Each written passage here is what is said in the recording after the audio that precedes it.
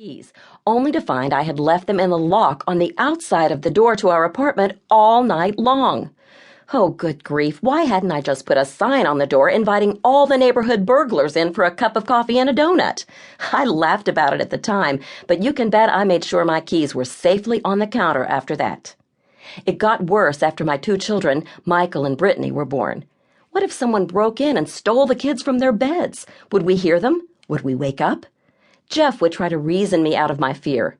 Sherry, have you ever known anyone that has had this happen? Have we ever had anyone even try to break in while we were sleeping? The answer, of course, was no on both counts. I knew in my head Jeff was right. The chances of someone picking our house to break into were slim, especially when it was easy to see that we didn't have a lot of prized stuff to steal. So why was I so fearful about someone breaking in? I was convinced if I wasn't careful about locking the doors or keeping the windows locked tight that something bad would happen.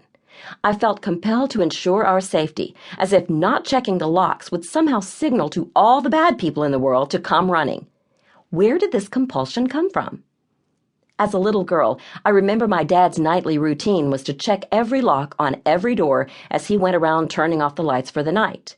And might I note that turning off all the lights that I turn on is quite a job. My dad walks in my house today and says he's sure I'll be getting a Christmas card from the electric company as one of their prized customers. My dad would go from door to door, his stocking feet softly padding on the carpet, and I would feel a sense of security as I heard the click of the deadbolt.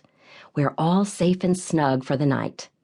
I also remember a story my dad told of a trip to Chicago when all his stuff was stolen from the trunk of the car because he hadn't locked it. When you are not careful, bad things happen. But this certainly wasn't my parents' fault. Locking your door is just a wise precautionary move, and they were teaching me to be careful, like good parents do. So when did I turn the corner from being careful to being fearful? I think it has something to do with my tightly clenched fists of control. I noticed this tremendous need for control about 15 years ago when I went on my first overseas mission trip. I was incredibly excited to get to visit a school for AIDS orphans in Kenya, but I had a problem. To get there required an 18-hour flight, and I had a terrible fear of flying.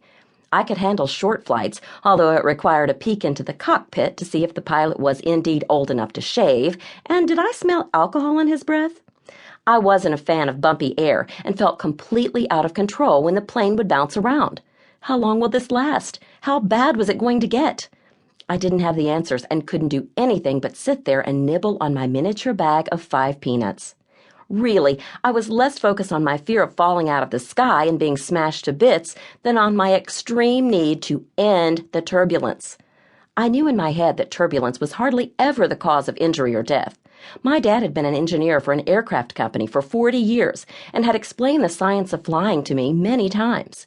He also explained that bumpy air was nothing more than air pockets that the plane simply cut through.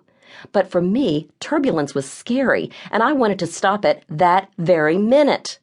But I couldn't stop it. I wasn't in control.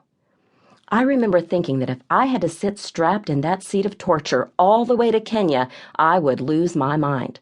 I pictured myself in seat 4B with clammy hands, heart jumping into my throat whenever an announcement came over the intercom, unable to relax my grip on the armrest. For 18 excruciating hours? No, thank you. What is this thing called fear? Picture this. You are in your house alone watching television, and you hear the front door open and bang against the wall. You jump off the couch. Your heart is racing and you stand frozen for a moment. Then you start to run, but you don't know which way to run or why you were running. After a few seconds, you realize the wind caught the door and there really is no danger. But your heart is pounding so hard you can actually hear it.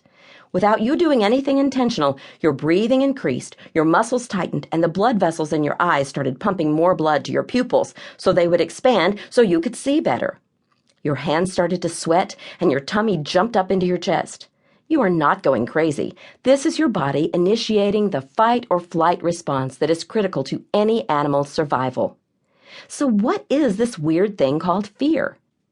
God made our brains incredibly complex to respond even before we're able to process the response, a part of the brain that's often referred to as the lizard or reptilian brain.